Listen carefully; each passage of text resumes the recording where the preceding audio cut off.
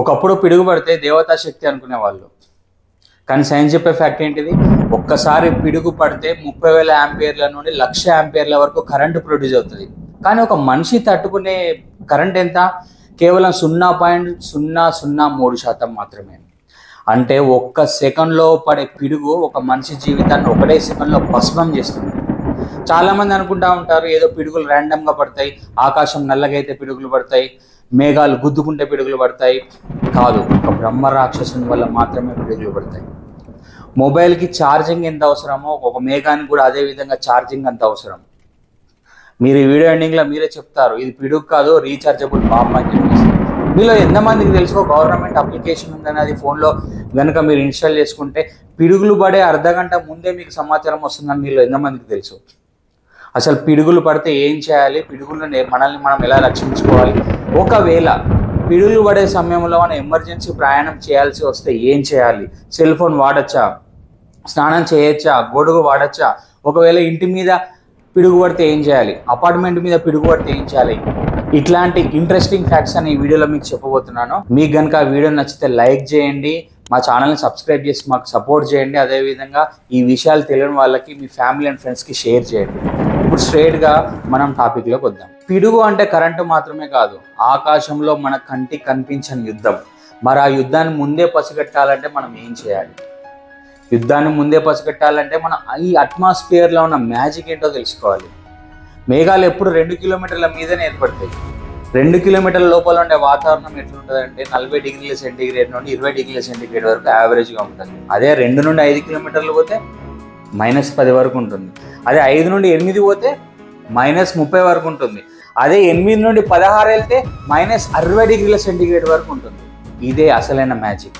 రోజంతా సన్లైట్ భూమిని హీట్ చేస్తుంది. ఈ హీట్ వల్ల ఏం చేస్తుందంటే నీరు తేమగా మారి థర్మల్ అప్లిఫ్ట్ వల్ల ఆటోమేటిక్గా ఆకాశంలోకి వెళ్ళిపోయి ఆకాశంలో ఉన్న టెంపరేచర్ చేంజెస్ ఉంటాయి కదా, 5 కిలోమీటర్ల దగ్గర పోగానే -10 డిగ్రీల సెంటీగ్రేడ్ ఉంటుంది.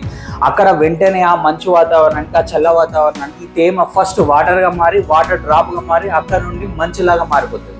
కామన్గా మన అందరికీ తెలిసిన ఐస్ ఫామ్స్ ఏంటి? ఐస్ క్యూబ్స్ కావచ్చు, ఐస్ క్రిస్టల్స్ కావచ్చు, స్నో కావచ్చు. కానీ మనందరికి తెలియని 4వ మ్యాజిక్ రూపం ఉంది, అదే గ్రేపుల్స్. ఆకాశంలో ఉండే మంచు గ్రేపుల రూపంలో ఉంటుంది, వైట్గా సాఫ్ట్ బాల్ లాగా ఉంటుంది. ఇది బరువు పెరిగే కొద్దీ కిందికి రావడానికి ట్రై చేస్తూ ఉంటుంది, కానీ మేఘంలో ఉండే ఎయిర్ ప్రెషర్ ఈ గ్రేపుల్స్ మీదికి నెడతా ఉంటుంది అనమాట. ఒక ఇంపార్టెంట్ విషయము, సూర్యుడు వాటర్ని వేడెక్కించి మీదికి పంపించి మేఘాలను ఏర్పరిచే మాస్టర్ మైండ్ అన్నమాట. ఈ ఒక్క చిన్న రీజన్ చాలదా మనం పొద్దున్నే లేచి సూర్యునికి నమస్కారం చేయడానికి? ఈ మేఘాలు వర్షాలు లేకపోతే మనం తాగడానికి నీళ్ళు ఎక్కడికి వస్తాయి? అందుకే సూర్యుని సూర్యభగవానుడు అండి. తుఫాన్ అంటే గాలి మాత్రమే కాదు, ఇది వాతావరణంలో పెద్ద గేమ్ చేంజర్. ఈ తుఫాన్ ఏం చేస్తాయంటే ఒక మేఘంలో అలజడిని సృష్టిస్తుంది. ఈ తుఫాన్ ఏం చేస్తాయంటే మేఘం లోపల పిడుగులు పడడానికి ఒక రాకెట్ లాంచింగ్ ప్యాడ్ లాగా యూజ్ అవుతుంది. ఈ తుఫాన్, ఈ గాలులు ఏం చేస్తాయంటే ఒక మేఘానికి మిల్క్ షేక్ మిషన్ లాగా పనిచేస్తాయి. నార్మల్గా 0 నుండి 2 కిలోమీటర్ల లోపల గాలులు ఎంత స్పీడ్గా వస్తాయి? 5 కిలోమీటర్ల నుండి 20 కిలోమీటర్ల వరకు నార్మల్గా వస్తాయి. కానీ తుఫాన్ టైంలో అప్ టు 75 కిలోమీటర్స్ వరకు వస్తుంది. మనకు తెలుసు 2014లో వచ్చిన హుద్హు తుఫాన్ వచ్చేసి 195 km/h అనేది రికార్డ్ అయింది. ఈ వేడిగాలులు ఏం చేస్తాయంటే నార్మల్గా తుఫాన్ టైంలో ఇవి పోయి మేఘానికి తగులుతాయి. మేఘానికి కింది భాగంలో తగ్గడం వల్ల ఈ వేడిగాలులు ఆ ఐస్ని, ఆ గ్రేపుల్స్ని వాటర్ లాగా మార్చేస్తాయి. అప్పుడు మేఘం యొక్క పరిస్థితి ఎట్లుంటుందంటే కింద నుండి హీట్ పీక్, పై నుండి ఐస్ ప్యాక్. వాటర్కి గ్రేపుల్స్కి మధ్యలో ర్యాపిడ్ జరిగేసి ఒక ఛార్జ్ అనేది కొత్తగా ఫామ్ అవుతుంది. సో గ్రేపుల్స్ అన్నిటికీ ప్లస్ ఛార్జ్, దగ్గర వాటర్కి మొత్తం నెగిటివ్ ఛార్జ్. మొత్తం కంప్లీట్గా మేఘం మిల్క్ షేక్ లాగా పనిచేస్తుంది. మీ మిల్క్ షేక్ అంటే అమూల్ మిల్క్ షేక్ కాదు, ఎలక్ట్రికల్ షాక్ షేక్ ఇది. ఈ విధంగా మేఘం ఛార్జింగ్ అయిన తర్వాత, ఈ కాంబినేషన్ ఏర్పడిన తర్వాత మేఘం రెడీగా ఉంటుంది భూమిని టార్గెట్ చేయడానికి. కామన్గా మనందరం ఏమనుకుంటామంటే మేఘం అంతా ఒకటే అనుకుంటాం, మనం ఆకాశం అంతా ఒకటే, మేఘాలన్నీ ఒకటే అనుకుంటాం.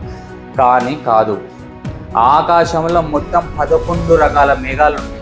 ఈ 11 రకాల మేఘాలలో ఒక 6 మేఘాలకు అసలు క్వాలిఫికేషన్ లేదు. వీటి ద్వారా పిడుగులు పడవు, వర్షాలు పడవు. ఒక 3 రకాల మేఘాలు ఉన్నాయి. వీటికి క్వాలిఫికేషన్ ఉంది, కానీ పిడుగులు పడే ఎలిజిబిలిటీ లేదు. ఈ 3 రకాల మేఘాలు చాలా సుపరిచితమైన మేఘాలు, మీరు ఈజీగా ఆకాశంలో గుర్తుపట్టచ్చు.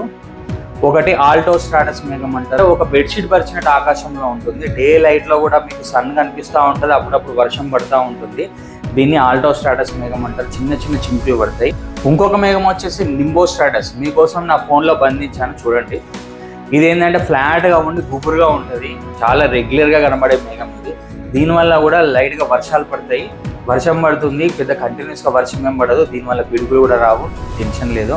అదేవిధంగా స్ట్రాటస్ క్యూములస్. ఈ స్ట్రాటస్ క్యూములస్ మేఘాలు కూడా ఏంటంటే కంటిన్యూగా వర్షం పడుతూ ఉంటుంది. డే లైట్లో పడుతుంది, ఆఫ్టర్నూన్ పడుతుంది, ఈవినింగ్ పడుతుంది. కానీ వీటి వల్ల ఎటువంటి డేంజర్ లేదు, అపాయం లేదు. వీటి వల్ల ఎటువంటి పిడుగులు పడవు. ఏంటా క్వాలిఫికేషన్? మీరు క్వాలిఫికేషన్ అంటున్నారు. పిడుగులు పడడానికి ఏం క్వాలిఫికేషన్, ఏం ఎలిజిబిలిటీ అంటే నేను చెప్తా వినండి. ఈ మేఘాలన్నీ బల్లపరుపుగా ఉంటాయి. బల్లపరుపుగా ఉంటే పిడుగులు పడవు. క్వాలిఫికేషన్ ఏంటంటే ఆ మేఘం వర్టికల్గా మీదికి ఉండాలి. మీరు ఈ వీడియోలో చూడండి, మీరు కూడా ఆకాశంలో ఐడెంటిఫై చేయొచ్చు. నేను ఐడెంటిఫై చేసిన ఈ మేఘం వచ్చేసి పిల్ల రాక్షస మేఘం. ఇది 6 కిలోమీటర్ల పొడవు ఉంటుంది, 50 కిలోమీటర్ల వెడల్పు ఉంటుంది. దీన్ని క్యూములస్ కంజెస్టస్ అంటారు. ఇది రాకాసి మేఘం అన్నమాట.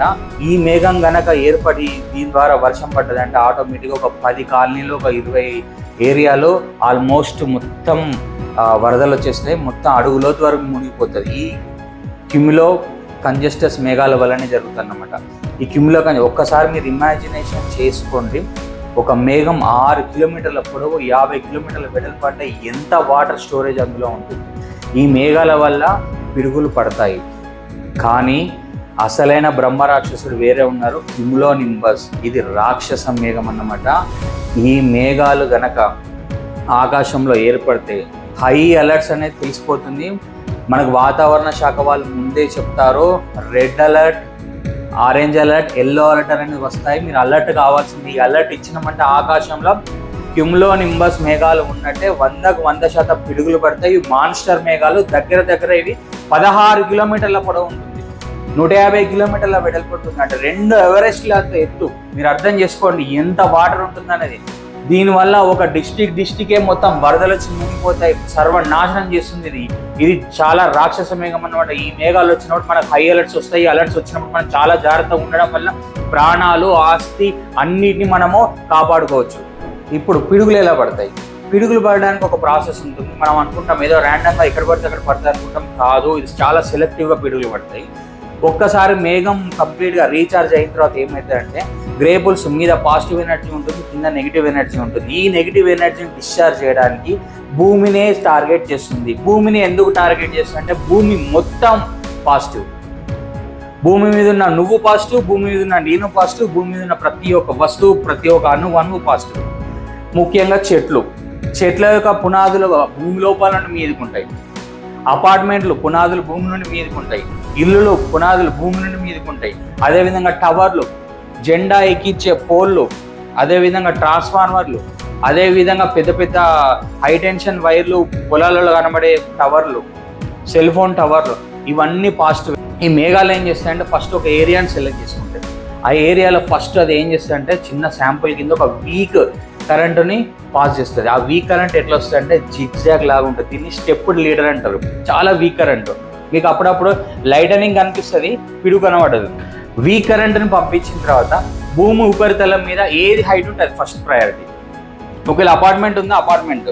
అక్కడ అపార్ట్మెంట్ లేదు, ఇల్లు ఉంది, ఇల్లు లేదు, చెట్టు ఉంది, చెట్టు లేదు, మనము మనిషిని టార్గెట్ ఇస్తాను అన్నమాట.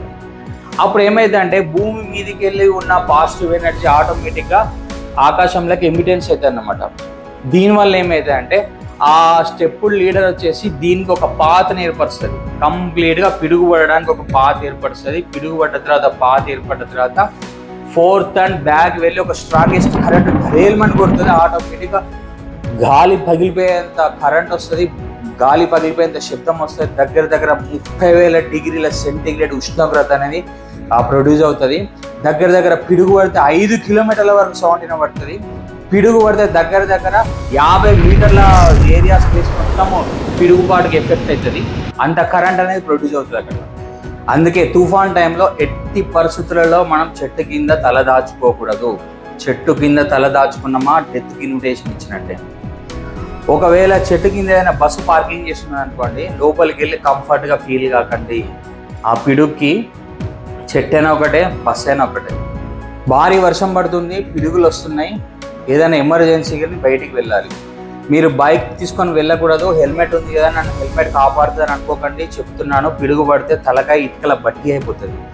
మీరు చేయాల్సిందల్లా ఒక కారులోనే ప్రయాణం చేయాలి. కారులోనే ఎందుకు ప్రయాణం చేయాలంటే ఫారడే ఎఫెక్ట్ అని ఒకటి ఉంటుంది. ఫారడే అనే శాస్త్రవేత్త ఈ కాన్సెప్ట్ని కనిపెట్టిండో, ఫారడే ఎఫెక్ట్. ఈ ఫారడే ఎఫెక్ట్ వల్ల ఏంటంటే కంప్లీట్ క్లోజ్డ్ మెటల్ ఏదైతే ఉంటుందో దాని మీద పిడుగు పడ్డా, కరెంటు పడ్డా, ఏదైనా షాక్ పడ్డా దాని మీద అప్లై కాదు, కంప్లీట్గా ఎర్తింగ్ అయిపోతుంది. సో మీ దగ్గర ఎమర్జెన్సీగా మీరు ట్రావెల్ చేయాలనుకుంటే కార్లోనే వెళ్ళండి. ట్రైన్లో మీరు ఆల్రెడీ జర్నీలో ఉన్నారు, అక్కడ పిడుగులు పడితే ఎట్లా, ఏమీ కాదు. ఫారడే ఎఫెక్ట్స్ ట్రైన్ మీద కూడా ఇంప్లై అవుతుంది. జస్ట్ మీరు ఏంటంటే మీరు వర్షం పడే టైంలో విండోస్ క్లోజ్ చేసుకోవాలి. ఏరోప్లేన్లో ఉన్నా కానీ ఆకాశంలో ఎంత పిడుగు పడ్డా ఏరోప్లేన్కి ఏమీ కాదు, ఫారడే ఎఫెక్ట్. మరి బస్సు కూడా మెటలే అంటారు కదా. నేను ఎందుకు బస్సు వద్దన్నానంటే ఒక్కొక్కసారి ఏమవుతుందంటే బస్సు మీద ఫైబర్ తోటి చేస్తారు బస్సు టాప్. ఈ ఫైబర్ తోటి చేయడం వల్ల మ్యాక్సిమం ఏంటంటే ఫారడే ఎఫెక్ట్ పనిచేయకపోయే అవకాశమే ఎక్కువ ఉంటుంది. ఒకవేళ ఇంటి మీద పిడుగు పడితే ఎలా? ఎస్, ఇంటి మీద పిడుగు పడ్డా కానీ ఫారడే ఎఫెక్ట్ పనిచేస్తుంది. అపార్ట్మెంట్ మీద పిడుగు పడ్డా కానీ ఫారడే ఎఫెక్ట్ పనిచేస్తుంది. ఎందుకంటే స్లాబ్ వేసేటప్పుడు ఐరన్ రాడ్స్ యూజ్ చేస్తారు కదా, దాని మీద పడగానే వెంటనే ఎర్తింగ్లోకి వెళ్ళిపోతుంది అన్నట్టు, భూమి లోపలికి వెళ్ళిపోతుంది. సో టెన్షన్ పడాల్సిన అవసరం లేదు. కానీ మీరు చేయాల్సిన పనుల్లో కిటికీలు బంద్ చేసుకోవాలి, డోర్లు బంద్ చేసుకోవాలి, లేకపోతే కరెంటు లోపలికి వచ్చే అవకాశం ఉంటుంది. అదేవిధంగా అన్ని స్విచ్ బోర్డులు బంద్ చేసుకోవడం ఉత్తమం. ఎందుకంటే ఒక్కొక్కసారి ఏమైతుందంటే హై వోల్టేజ్ వల్ల మీ ఇంట్లో ఉన్న fan, AC, cooler, TV, refrigerator అన్నీ పాడే అవకాశం ఉంటుంది. సెల్ ఫోన్ వాడచ్చా? బ్రహ్మాండంగా బేసిక్గా సెల్ ఫోన్ వాడుకోండి, టెన్షన్ లేదు. సెల్ ఫోన్కి పిడికి సంబంధం లేదు. అది ఒకవేళ మీ ఫోన్ వాటర్ ప్రూఫ్ అయితే మీరు వాడుకోండి. కానీ ఇంట్లో ఉన్నప్పుడు ఛార్జింగ్ పెట్టి పిడుగులు పడే టైంలో మీరు ఫోన్ యూజ్ చేయకండి. ఎందుకంటే ఫోన్ 100% వెళ్ళిపోతుంది. అదేవిధంగా లైటనింగ్ స్ట్రైక్స్ అవుతూ ఉన్నాయి, మీకు మెరుపులు కనిపించినాయి, పిడుగులు వినబడుతుంది, మీరు ఫోన్లో ఛార్జింగ్ పెట్టి చిన్న మిస్టేక్లు ఛార్జింగ్ పెట్టేసి మీరు హెడ్సెట్ తోటి సాంగ్స్ వింటున్నారా, మీకు డైరెక్ట్ షాక్ కొడుతుంది. లైటనింగ్స్ కనపడ్డాయా, పిడుగుల సౌండ్ వినబడుతుందా, స్నానం చేయకండి. నీరు మంచి ఎలక్ట్రిక్ కండక్టర్, మీకు షాక్ కొట్టే అవకాశం ఉంటుంది. సో కావున ఇట్లాంటి చిన్న మిస్టేక్లు చేసి ప్రాణాల మీదకి తెచ్చుకోవద్దు. ఇంత ముందుకు టెలిఫోన్లు వాడకుండా ఉండమని చెప్పేసి సూచనలు వచ్చినాయి. ఎందుకంటే టెలిఫోన్ ఎక్స్చేంజ్ ద్వారా మొత్తం వెళ్ళి టెలిఫోన్ల ద్వారా కరెంట్ షాక్ కొట్టే అవకాశం ఉంటుంది. కానీ ఇప్పుడు సెల్ ఫోన్లు వేరు, టెలిఫోన్లు వేరు, ఈ రెండింటికి సంబంధం లేదు. సో ఇంకొకటి, సైకిల్ మీద ప్రయాణం చేయొద్దు. ఇప్పుడు ఏం చేయాలి? ఏం చేయాలంటే మీకు ఒకటి చెప్తానండి. ఒకవేళ పిడుగులు పడుతుంది, అక్కడ కార్ లేదు, ఇల్లు లేదు, ఇల్లు ఉన్నా కానీ ఇంటి పక్కన తలదాచుకోవద్దు. సజ్జు ఉంది, వర్షంలో తడవకుండా నిలబడుతుంది అంటే అక్కడ పిడుగు పడుతుంది, జాగ్రత్తగా ఉండండి. ఎందుకంటే ఇంటి మీద పడ్డ పిడుగు నీ ద్వారా డిశ్చార్జ్ అయిపోతుంది. అపార్ట్మెంట్ పక్కన ఉండకండి, అపార్ట్మెంట్ లోపల ఉండండి, ప్రాబ్లం లేదు. అపార్ట్మెంట్ పక్కన ఉండకండి, అపార్ట్మెంట్ మీద ఉండకండి, అపార్ట్మెంట్ లోపల ఉండండి. ఎందుకంటే మీరు పిడుగు టార్గెట్ అయ్యే అవకాశం ఉంటుంది. ఇప్పుడు ఏమీ లేని పరిస్థితుల్లో ఏం చేయాలి? వెరీ ఈజీ అండి. మీరు ఏం చేయాలంటే ఒక స్క్వాడ్ పొజిషన్లో ఉండి తల మీద చేతులు పెట్టుకొని కంప్లీట్గా ఇలా వంగాలన్నమాట. ఎందుకు చెవులు ఎందుకు మూసుకోవాలంటే 120 డెసిబుల్స్ కంటే ఎక్కువ సౌండ్ ఉంటుంది. ఒక్కసారి పిడుగు పడితే 5 కిలోమీటర్ల వరకు మీ కర్ణవేరు పాడే అవకాశం ఉన్నది. రెండోది, మీరు స్క్వాడ్ పొజిషన్లో ఉండడం వల్ల ఏమవుతుందంటే మీ మీద పడ్డ పిడుగు 90% పని చేయకుండా ఉంటుంది, ఎర్తింగ్ లోపలికి వెళ్ళిపోతుంది, డిశ్చార్జ్ అయిపోతుంది. ఎందుకంటే ఆ టైంలో ఎక్కడ పిడుగు పడ్డా మీ సరౌండింగ్స్లో 50 మీటర్లు 100 మీటర్ల పిడుగు పడ్డా కానీ మీకు కరెంట్ షాక్ కొట్టే అవకాశం ఎందుకు ఉంటుందంటే నేల మొత్తం తడిసిపోయి ఉంటుంది. అక్కడ నుండి ఇక్కడ దాకా నేల మొత్తం తడిసిపోయి ఉంటుంది. ఈ నేల మొత్తం తడిసిపోయి ఉండడం వల్ల ఏమవుతుందంటే మీకు షాక్ కొట్టే అవకాశం ఉంటుంది. అందుకే ఖచ్చితంగా స్క్వాడ్ పొజిషన్లోనే ఉండాలి, చెవులు మూసుకొని ఉండాలి, నేల మీద పడుకోకూడదు. ఐ రిపీట్, మీరు నేల మీద పడుకోకూడదు. నేల మీద పడుకుంటే మీరు డెత్కి ఇన్విటేషన్ ఇచ్చినట్టే, బాడీ మొత్తం షాక్ కొడుతుంది. సో 80% ముఖ్యంగా రూరల్ ఏరియాస్లో ఉన్న రైతన్నలు వర్షం పడుతుంది, పొలం పాడైపోతుంది అని చెప్పేసి మీరు పొలంలోకి నీరు వస్తుంది, పంట నష్టం అని చెప్పేసి మీరు పొలంలోకి పరుగున వెళ్ళకండి. దయచేసి గొడుగులు పట్టుకొని వెళ్ళకండి. ఆ గొడుగులకు ఉండే అల్యూమినియం కావచ్చు, ఏదైనా కావచ్చు, మీరు పిడుగును అట్రాక్ట్ చేసే అవకాశం ఉంటుంది. ఒకవేళ ఎమర్జెన్సీలో వెళ్ళాల్సి వస్తే రెయిన్ కోట్ వేసుకొని వెళ్ళండి. చూసుకోండి. మీరు పొలాల్లో వెళ్ళేటప్పుడు సెల్ ఫోన్ టవర్లు కానీ హైటెన్షన్ వైర్లు కానీ ఉంటాయి. ఇవి చాలా చాలా డేంజర్. ఒక పిడుగుని యాంప్లిఫై చేస్తుంది మొత్తం కంప్లీట్గా, ప్రాణాలు పోయే అవకాశం ఉంటుంది. చాలా జాగ్రత్తగా ఉండండి. మీకు ఎక్కడైనా ఆకాశంలో ఏదైనా లైట్ కనబడితే వెంటనే పొలం నుండి బయటికి రండి. ఎందుకంటే పొలంలో నీళ్లు ఉంటే నీళ్ళు తొందరగా వాటర్ ఎలక్ట్రిక్ కండెన్స్ వాటర్ వచ్చేసి ఎక్కువ షాక్ కొట్టే అవకాశం ఉంటుంది. కాబట్టి ఏం చేయంటే పొలం నుండి బయటకు వచ్చేదైనా మైదాన ప్రాంతంలో ఉంటే మైదాన ప్రాంతంలో స్క్వాట్ పొజిషన్ నుండి చెవులు మూసుకోండి, మీ ప్రాణాలు కాపాడుకోండి. ముఖ్యంగా వాతావరణ శాఖ ఇచ్చే ప్రతి ఇన్ఫర్మేషన్ తీసుకోండి. అలర్ట్స్ ఉన్నప్పుడు ఎట్టి పరిస్థితుల్లో మీరు నైట్ టైంలో పొలాల దగ్గరికి వెళ్ళకండి. పిడుగుపాటికి 100% మీరు గురే అవకాశం ఉంటుంది. చాలా జాగ్రత్తగా ఉండండి. ఎందుకంటే ఇప్పటి వరకు పిడుగుపాటుకు మరణించిన వాళ్ళలో పిల్లలు, రైతులే ఎక్కువ మంది ఉన్నారు. సో చాలా చాలా కాషియస్ ఉన్నారు. మరి పిడుగుల గురించి ముందే సమాచారం మనం తెలుసుకోవచ్చా? ఎస్, మనం తెలుసుకోవచ్చు. ఎందుకంటే ఇండియన్ మెట్రోలాజికల్ డిపార్ట్మెంట్ వాళ్ళకే సొంతంగా ఒక అప్లికేషన్ ఉంది. ఆ అప్లికేషన్ మౌసమ్ యాప్. ఈ యాప్ని ఎయిర్పోర్ట్ అథారిటీస్ వాళ్ళు కూడా యూజ్ చేస్తారు. అదేవిధంగా ఎయిర్ ఫోర్స్ వాళ్ళు కూడా యూజ్ చేస్తారు. చాలా గవర్నమెంట్ అథారిటీస్ ఈ యాప్ని యూజ్ చేస్తారు. ఎందుకంటే మనకు 3 శాటిలైట్లు ఉన్నాయి. ఇన్సాట్, కల్పన, మేఘా అని చెప్పేసి 3 శాటిలైట్లు ఉన్నాయి. ఈ 3 శాటిలైట్లు మొత్తం ఆకాశాన్ని ప్రతి 10 నిమిషాలకు ఒకసారి స్కాన్ చేస్తూ ఉంటాయి. షేప్ ఎట్లుంది, దాని లోపల ఎంత ఛార్జింగ్ ఉంది, దాని తుఫాన్ పాత్ ఏంది, అది ఏ ఏరియాలో పిడుగు పడుతుంది అని చెప్పేసి కంప్లీట్గా ప్రతి 10 నిమిషాలకు ఒకసారి స్కాన్ చేసి ఇన్ఫర్మేషన్ మొత్తం కిందికి పంపిస్తూ ఉంటారు అన్నమాట. సో ప్రతి ఒక్కరు మౌసమ్ యాప్ని డౌన్లోడ్ చేసుకోండి. దీనివల్ల ఏంటంటే పిడుగులు పడే ముందే మనకు 30 నిమిషాల ముందే అలర్ట్స్ వస్తాయి మనకు. కాకపోతే దీంట్లో ఒక డిసడ్వాంటేజ్ ఏంటంటే ఇది మేజర్ సిటీలు, మేజర్ డిస్ట్రిక్ట్లలో మాత్రమే అక్యురేట్గా ఇన్ఫర్మేషన్ ఉంటుంది. కానీ రూరల్ ఏరియాస్లలో ఇటువంటి ఇన్ఫర్మేషన్ రాదు. ఎందుకంటే అంత టెక్నాలజీ ఇంకా రీచ్ కాలేదు. కాబట్టి రూరల్ ఏరియాలో ఉన్న వాళ్ళు ఖచ్చితంగా దయచేసి మీరు ఏం చేయండి అంటే వాతావరణ శాఖ వాళ్ళు చెప్పే అలర్ట్స్ని మీరు ఫాలో అవ్వండి.